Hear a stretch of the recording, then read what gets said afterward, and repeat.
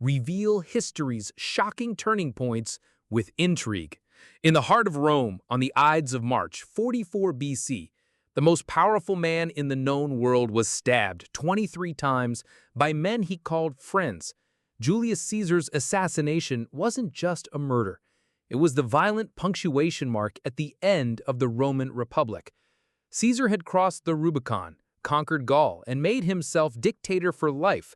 To the Roman elite, particularly senators like Brutus and Cassius, he was a tyrant threatening centuries of republican tradition. They believed killing him would restore the republic. They were catastrophically wrong. Instead of liberty, Caesar's death ushered in a brutal civil war. It ultimately led to the rise of Augustus, the first Roman emperor. The republic was gone, replaced by an empire that would dominate Europe for centuries. One stab wound didn't save the old world. It birthed a new one. The Ides of March didn't restore democracy. It ended it. Fast forward nearly 2 millennia. In the Balkans, simmering nationalist tensions threatened the fragile peace of Europe. All it took was one wrong turn, one teenage assassin, and one bullet to ignite the powder keg. On June 28, 1914, Archduke Franz Ferdinand, heir to the Austro-Hungarian throne, visited Sarajevo. A Bosnian Serb nationalist, Gavrilo Princip, seized the moment. The assassination triggered a chain reaction. Austria-Hungary declared war on Serbia. Russia backed Serbia. Germany backed Austria. France and Britain were pulled in. The First World War had begun. 20 million deaths, empires crumbled, borders redrawn. All because a young man with a pistol couldn't stomach living under foreign rule. The shot that killed an archduke echoed around the world, reshaping the 20th century. In the twilight of the Russian Empire, a mystic held sway over the Tsarina. Grigory Rasputin, the mad monk, was rumored to have healed the Tsarevich's hemophilia. This gave him immense and dangerous influence over Tsar Nicholas II's family.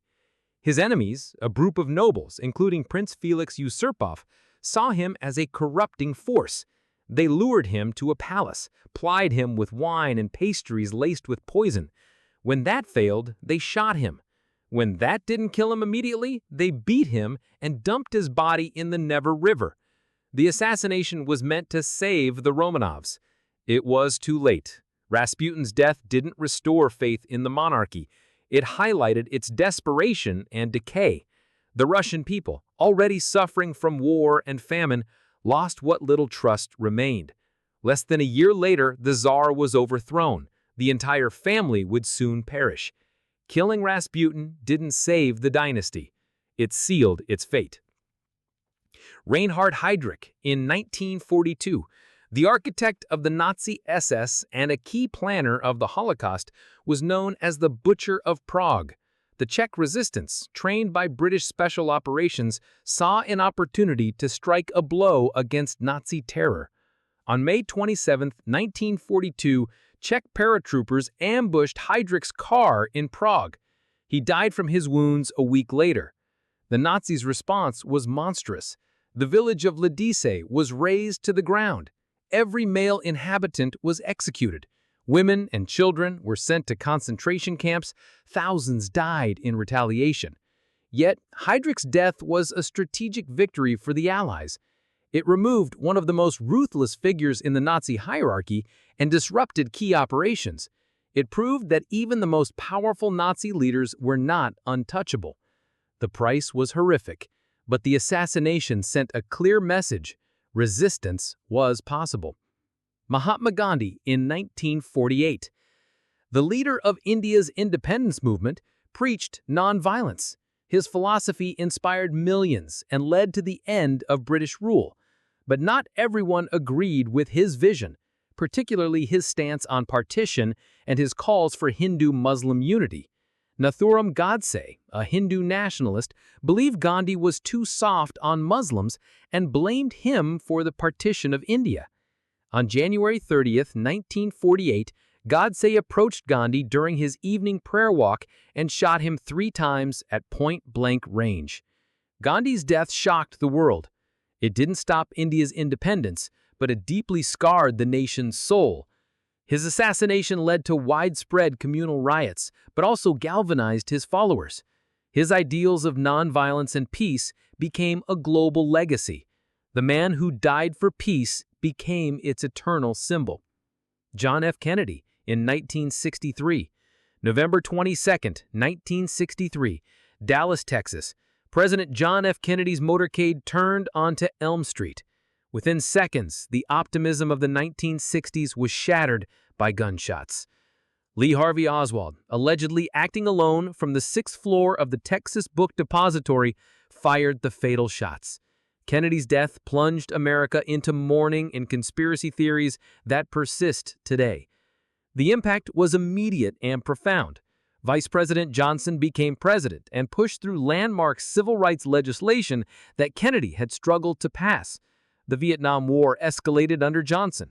The Cultural Revolution of the 60s took a darker turn.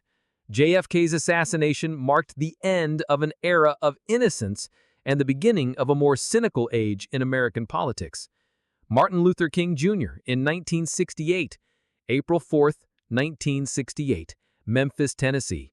Dr. Martin Luther King Jr. stood on the balcony of the Lorraine Motel supporting striking sanitation workers. A single shot from a rifle changed the course of the civil rights movement. James Earl Ray, a fugitive with a history of racist violence, was convicted of the assassination. King's death sparked riots in over 100 cities. It was a devastating blow to the movement for racial equality. But like Gandhi, King's death amplified his message. His nonviolent philosophy, though challenged by the riots, became a cornerstone of American civil rights. His assassination led to the swift passage of the Fair Housing Act. It also radicalized a new generation of activists. The dream didn't die. It evolved, often into more militant forms of protest. Robert F. Kennedy in 1968. Just 2 months after King's assassination, another Kennedy fell to an assassin's bullet. Robert F. Kennedy, running for president and seen as a champion for the poor and minorities, was shot in the kitchen of the Ambassador Hotel after winning the California primary.